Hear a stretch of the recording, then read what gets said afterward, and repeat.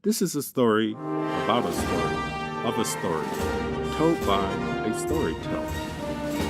This picture story, however, will cover the past, present, and future in the order of real occurrences. The story is about tracing a transatlantic slave ship voyage from Elmina Castle, Gold Coast, Ghana, West Africa, to Charleston, South Carolina, U.S. America.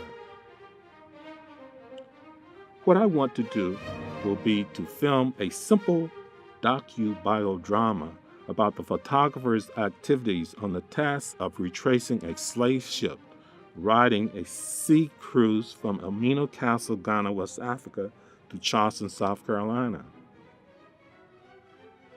The idea is to follow the route taken by those slave ships back in time to this day and time, whether riding a freighter, cargo, or cruise ship liner company boat from Ghana, West Africa to Charleston, South Carolina will be the task in making this ideal real.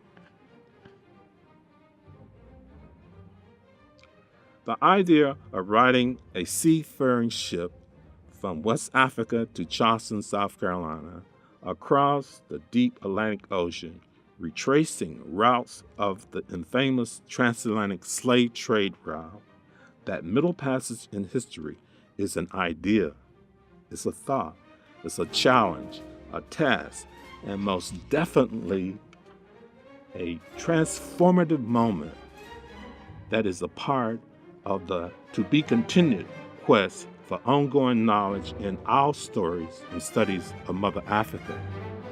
For Africans living in America, USA, in this particular time and place, this is what we must become knowledgeable of: connection, our history, past, present, future, and importantly, experience that history in real time by doing it. So we must carry out the task. Research books, maps, charts, databases, logistics, travel agencies, tickets, airport, landings, and takeoff will be only a small part of the story. The important information of getting authentic documentation from the transatlantic slave trade database is the spark that started this search of past and present. Because, well, it was because I remember while looking at a chart in the Transatlantic Slave Trade Atlas book that it occurred to me. And there it was, an illustration on the subject showing departing ships leaving Elmina Castle, Ghana, arriving in Charleston, South Carolina. That is it. It was. I had been to both places. My father was born in Charleston, South Carolina, and could speak in the tongues of Geechee Gullah dialect. I was born and raised in the capital city, Columbia. So growing up in the Palmetto State, I visited Charleston many times and was very aware of the historical nature of the city. Now, fast forward to Africa. But it was while I was in Ghana, West Africa, where I had the opportunity as a student to study in an international study abroad program at the University of Ghana, Legon. And while doing a pivotal field trip to Elmina Castle, seeing the slave dungeons and the infamous door of no return was like seeing the mystical light. Now also remember, looking at this vital information in the Transatlantic Slave Trade Atlas, the chart showing the arrow, the path, and route from which we came, and a moment of clarity came over me. There was a story. There was the connection. We came by sea ships over the waters. We go back, return by airships over the same body of earth waters. All along in time, we are connecting. The sail ships where we as Black people, the ancestors, came by way of.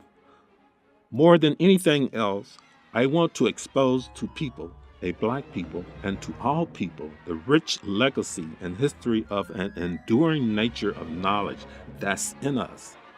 Our ancestors' life, the women whose womb we all came through into the world and into this life. this connection of Africa with this knowledge of knowing your path from whence you came.